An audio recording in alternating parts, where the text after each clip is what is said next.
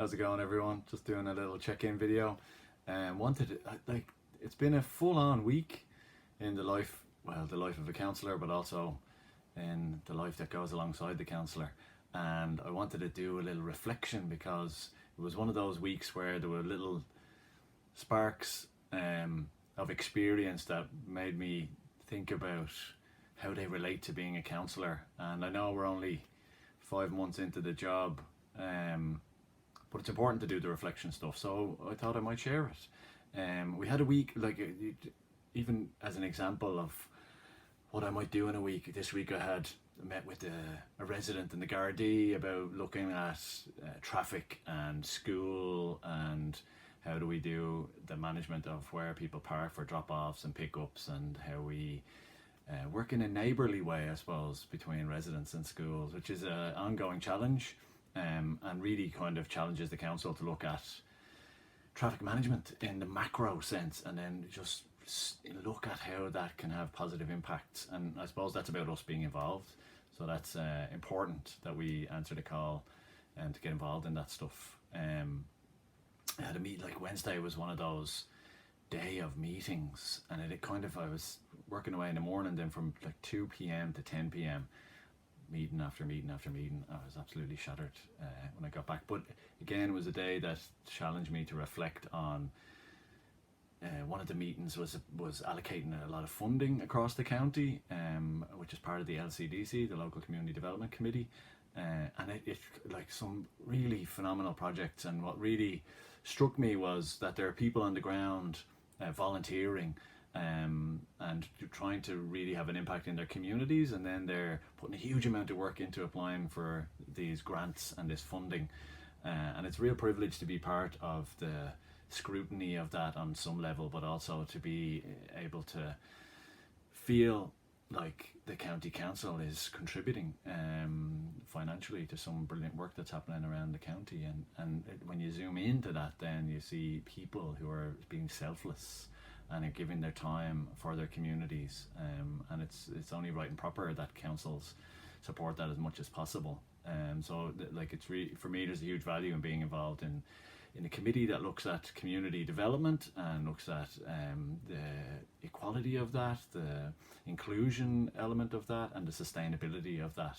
And it was the one committee that I actually really wanted to be on above all the others. So I'm really getting a good feel-good factor for that. But it's also challenging me to see, as a councillor, I can sit in a meeting, but also what am I doing out on the ground as well? Am I living the principles that we're also trying to promote in that world? So that was really good. I got to be I have a full circle scenario with my old school, St. Killian. So I'm on the board, just started on the board of management. So I went there as a youngster, I linked back in as a youth worker, and then I worked there as a school completion coordinator, and now I got the opportunity to give something back in the board of management, and I didn't hesitate to take that. So that hopefully I can make a good contribution there. We also, Friday, we had the Endeavour Awards this week, which again, I just love going to it every year because it's similar to the Garda Youth Awards. You just sit back and you're in awe of these people who, again, this sense of selflessness, this concept of service to community is just threaded throughout the whole, whether it's the sports groups, the artists, the people so committed to do fundraising and charity work. Obviously, particularly excited about Adam Burke winning his award, which was Civic and Community. He's the epitome of service. And then even the lads in Catalyst, who we have a good connection with in our family, and we would be there quite often. But to see young guys who are trying to put themselves out there, taking a huge risk, setting up a business and really flourishing in the town, it's amazing to see that they get the recognition for that. So at the end of the week, I found myself reflecting on all these examples of service and selflessness, and it made me wonder about councillors and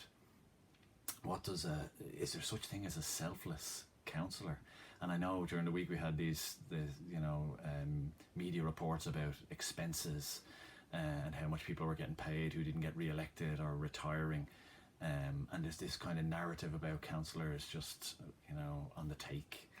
And it fascinates me, and I'd love to explore then, that how does the flow work in terms of our giving, and is there such thing as a selfless county councillor, and what would they, who would someone vote, would people vote for a selfless county councillor? So it's something I would consider myself as someone who believes in service. So maybe I'll be more mindful and conscious about how I balance service, selflessness, with the challenges that come with being a counsellor, alongside all the other roles that I have in my life. Maybe a bit of a long-winded check-in, but talk to you all very soon. Have a good one.